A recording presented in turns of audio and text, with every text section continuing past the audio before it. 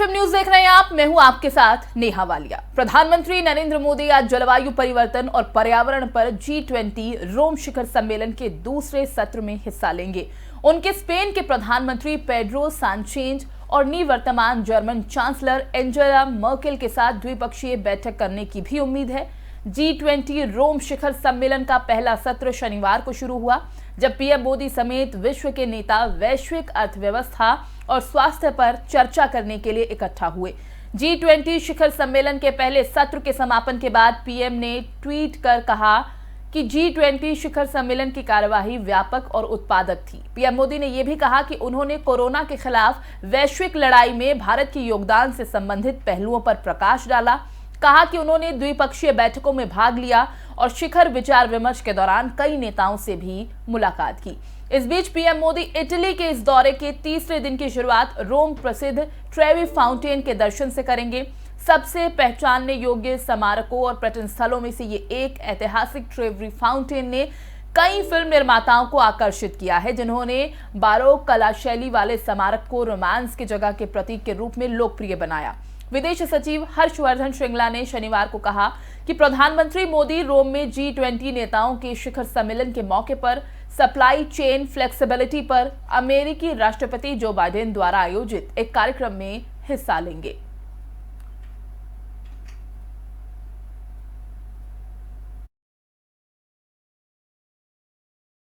वहीं दूसरी तरफ लौह पुरुष सरदार वल्लभ भाई पटेल की जयंती के मौके पर पीएम मोदी ने एक वीडियो संदेश जारी किया। इस वीडियो संदेश के माध्यम से उन्होंने देशवासियों को राष्ट्रीय एकता दिवस की शुभकामनाएं दी। अपने वीडियो संदेश में पीएम मोदी ने कहा कि राष्ट्रीय एकता दिवस पर सभी देशवासियों को बहुत बहुत शुभकामनाएं।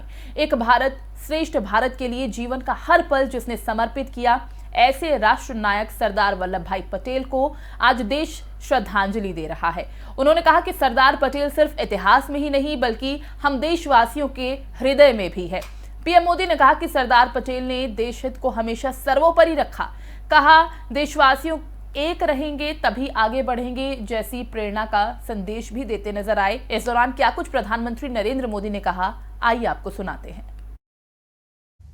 राष्ट्रीय एकता दिवस पर सभी देशवासियों को बहुत बहुत शुभकामनाएं।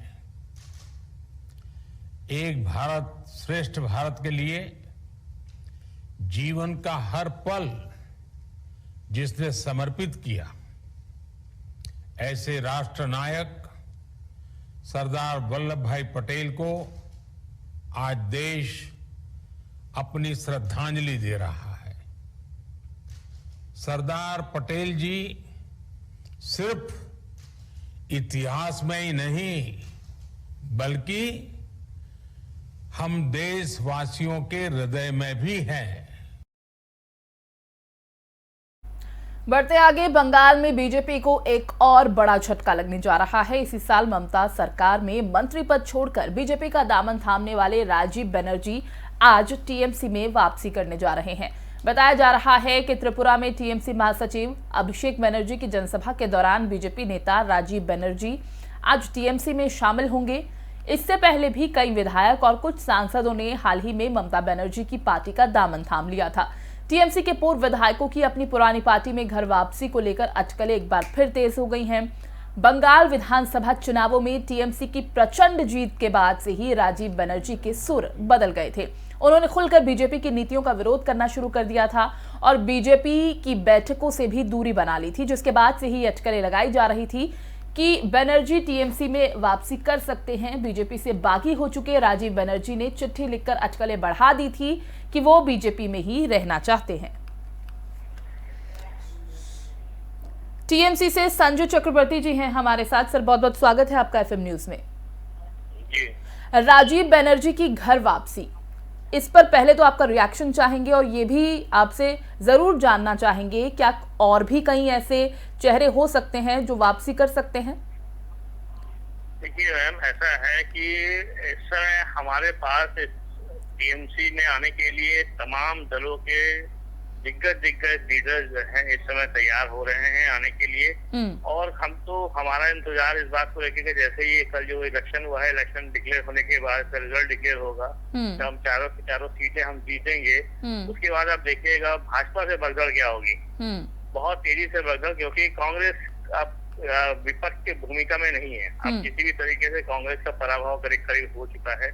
तो अब जहाँ पे भी फाइट होगा सीधे टीएमसी के साथ ही होगा और पूरे देश में हमारा वर्चस्व बढ़ रहा है। और 2024 की तैयारी हम पूरी तरीके से, क्योंकि एकमात्र पार्टी यही है हमारी पार्टी जिसने हमेशा जो है भाजपा को सीधी टक्कर दी और हमेशा मात दी, टक्कर नहीं दी, मात दी है। तो हर इलेक्शन में हम लोगों ने मात दिया है। तो संजय जी, ये माना जाए कि आप सीधा ये कह रहे हैं कि हम पूरी तैयारी में हैं और इस बार 2024 की जीत का लक्ष्य तय कर चुके हैं? एकदम बिल्कुल पूरा फोकस है हमारे साथ कुछ हमारे सहयोगी भी है, मिलकर के हम लोग जो है पूरी तरीके से भाजपा को जड़ से उखाड़ फेंकने की हमारी पूरी तैयारी है।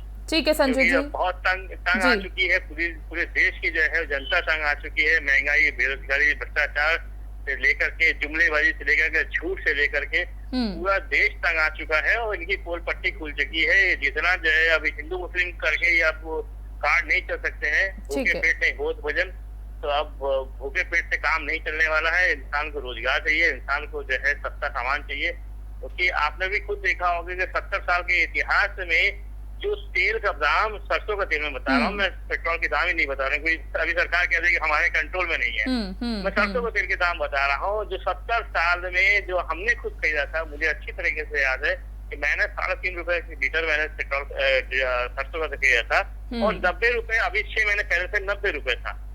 मतलब करीब 50 सालों के अंदर ये इतना दाम बढ़ा है, केवल 90 रुपए या 88 रुपए बोल सकते हैं। पिछले 6 महीने के अंदर 110 रुपए बढ़ गया, 200 रुपए लीटर मिल रहा है।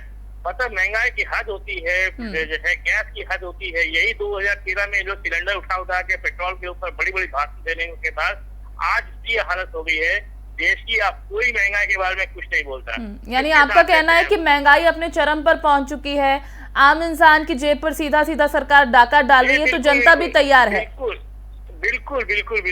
बार हमेशा वो फ्री वैक्सीन की बात बता रहे। लेकिन सर बीजेपी तो बार ये कह रही है कि जनता हम ही में विश्वास दिखा रही है और एक बार फिर 2024 में प्रचंड जीत हासिल करेंगे हम। ये हाथ कंगन को आरसी क्या, अगर आपने अभी 5 राज्यों का चुनाव हुआ था, आपने देख लिया था, जहाँ पे भी क्षेत्रीय दल मजबूत थे वहाँ पे बीजेपी नहीं जीत पाई। जहाँ पे कांग्रेस केवल थी, क्षेत्रीय दल कोई नहीं था, वहाँ पे बीजेपी जीती, क्योंकि कांग्रेस तो है ही नहीं पूरे देश के अंदर। इसीलिए बीजेपी को खुला रास्ता मिल गया, वो जीत गई। लेकिन जहाँ पे क्षेत्रीय दल चाहे वो चलिए, यानी टीएमसी तैयार है बीजेपी को चुनौती देने के लिए। बहुत शुक्रिया संजय जी आपका एफएम न्यूज के साथ जुड़ने के लिए। तो टीएमसी में घर वापसी नए चेहरों की हो रही है, लेकिन इसी के चलते टीएमसी का ये भी कहना है कि अब हमारी पार्टी जो है मजबूती के साथ चुनौती देने के लिए तैयार है। बढ़ते हैं आगे। कांग्रेस नेता राहुल गांधी ने पूर्व प्रधानमंत्री इंदिरा गांधी की 37वीं पुण्यतिथि पर राष्ट्रीय राजधानी के शक्ति स्थल पर उन्हें श्रद्धांजलि अर्पित की। उन्होंने ट्वीट कर कहा, मेरी दादी अंतिम क्षण तक निडर होकर देश की सेवा करती रही। उनका जीवन हमारे लिए प्रेरणा का स्रोत है, नारी शक्ति का सर्वश्रेष्ठ उदाहरण। इंदिरा गांधी को उनके शहादत दिवस पर विनम्र श्रद्धांजलि। पूर्व प्रधानमंत्री और आयरन लेडी कही जाने वाली इंदिरा गांधी की आज 37वीं पुण्यतिथि है। इंदिरा गांधी ने जनवरी 1966 से मार्च 1977 तक और फिर जनवरी 1980 से अक्टूबर 1984 में उनकी हत्या तक भारत की पहली और एकमात्र महिला प्रधानमंत्री के रूप में कार्य किया।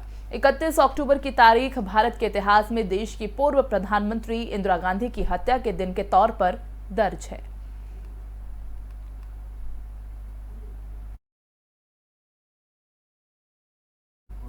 अब खबर उत्तराखंड से, जहां एक भीषण हादसा हुआ है। देहरादून जिले में स्थित विकास नगर में एक बड़ा सड़क हादसा बताया जा रहा है।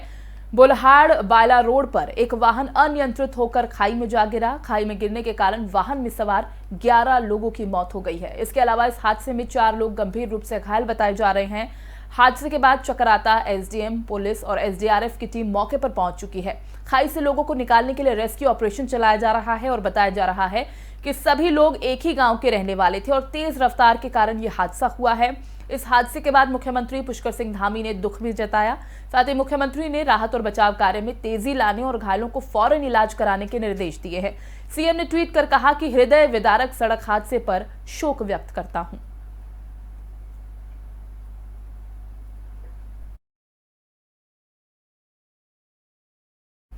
एक छोटे से ब्रेक के लिए यहाँ रुक रहे हैं। आप देखते रहिए एफएम न्यूज।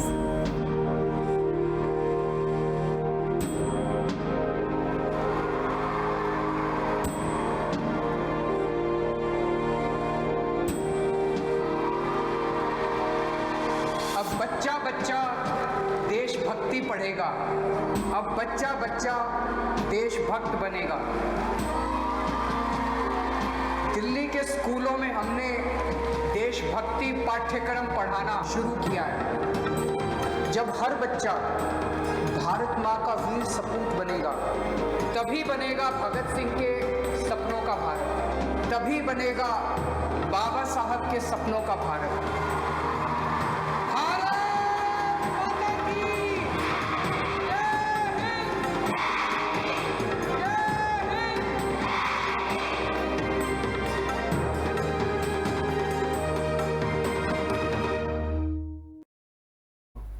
ब्रेक के बाद एक बार फिर से आप सभी का स्वागत है। केंद्र सरकार के कृषि कानूनों के खिलाफ आंदोलन कर रहे किसान नेता राकेश ने एक बार फिर सरकार पर हमला बोला है।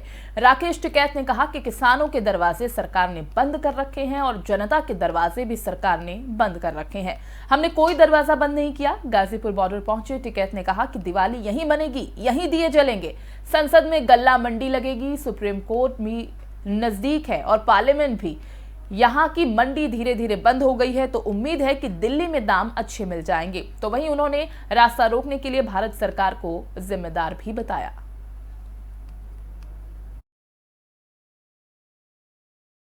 बढ़ते आगे, एक तरफ तो देश में कोरोना का कहर कम होने लगा है जिसकी वजह से भारतीयों ने अब चैन की सांस ली, लेकिन वहीं विश्व को महामारी की देन देने वाले चीन में एक बार फिर कोरोना संक्रमण बेकाबू हो रहा है।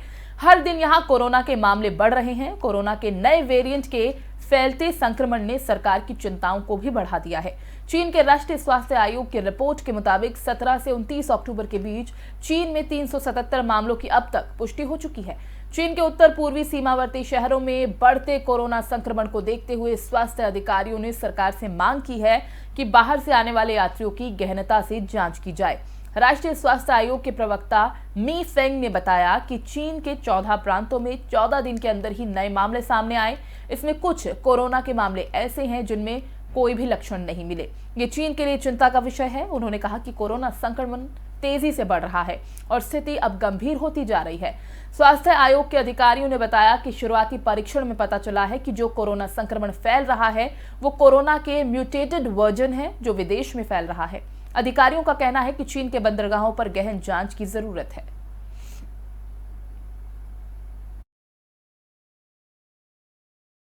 खबरों में अब बात करेंगे बढ़ते प्रदूषण की। दिल्ली और आसपास के इलाकों में वायु प्रदूषण लगातार 5वें दिन बढ़ रहा है।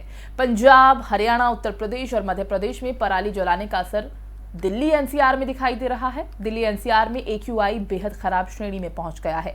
रविवार को सुबह दिल्ली के कुछ इलाकों में वायु गुणवत्ता सूचकांक बेहद खराब श्रेणी में पहुंच गया है। इस दौरान ITI जहांगीरपुर में AQI 343 दर्ज किया गया तो बवाना में 307 रहा। यही नहीं, दिल्ली के 27 निगरानी केंद्रों पर भी वायु गुणवत्ता खराब श्रेणी में दर्ज की गई है। इसके अलावा यूपी के गाजियाबाद के लोनी में AQI 372, संजय नगर में 341 और वसुंधरा में 311 दर्ज किया गया है। बात नोएडा की करें तो नोएडा के सेक्टर 116 में 275 और ग्रेटर नोएडा में भी AQI 260 के करीब दर्ज किया गया है। यानी कह सकते हैं कि हालात अब खराब होते नजर आ रहे हैं। दिल्ली की आबो हवा खराब होती नजर आ रही है। प्रदूषण बढ़ता जा रहा है, AQI लेवल बढ़ता जा रहा है और हवा की गुणवत्ता खराब श्रेणी में पहुंच रही है।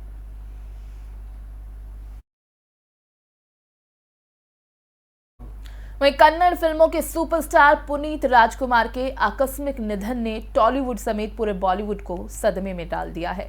आज रविवार को बेंगलुरु के कांतिरवा स्टूडियोज में पूरे राजकीय सम्मान के साथ पुनीत राजकुमार का अंतिम संस्कार किया गया। तो वहीं सुबह से ही कांतिरवा स्टूडियोज में आसपास मौजूद बिल्डिंग और इमारतों की छतों पर फैंस अपने चहेते स्टार के अंतिम विदाई पर उनकी एक झलक पाने के लिए इकट्ठा हो गए थे। अब फैंस, दोस्त और परिवार वाले अपने फेवरेट स्टार को अलविदा कह चुके हैं। पुनीत का अंतिम संस्कार कांतिरवा स्टूडियोज में परिवार, दोस्तों और अन्य लोगों की मौजूदगी में हुआ। पुनीत राजकुमार को स्टेट ऑनर से सम्मानित किया गया और उनके माता पिता के ही पास में उनके पार्थिव शरीर को जगह दी गई।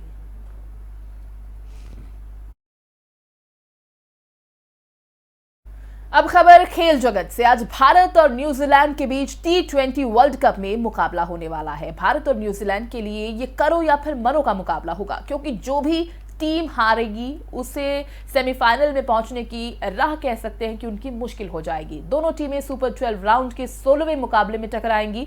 ये मैच शाम 7:30 बजे से दुबई अंतर्राष्ट्रीय स्टेडियम में खेला जाएगा। भारत और न्यूजीलैंड के खिलाड़ी मौजूदा राउंड में दूसरी बार मैदान पर उतरेंगे। दोनों ही टीमों को अपने पहले मैच में पाकिस्तान के खिलाफ हार का मुंह देखना पड़ा था। पाकिस्तान ने टीम इंडिया को 10 विकेट से हराया था, जबकि न्यूजीलैंड को 5 विकेट से करारी शिकस्त का सामना करना पड़ा। अब ऐसे में दोनों ही टीमें जीत की राह पर लौटने की फिराक में होंगी। तो कह सकते हैं कि आज का मुकाबला कड़ा होगा और करो या फिर मरो वाली स्थिति दोनों ही टीमों के सामने होंगी।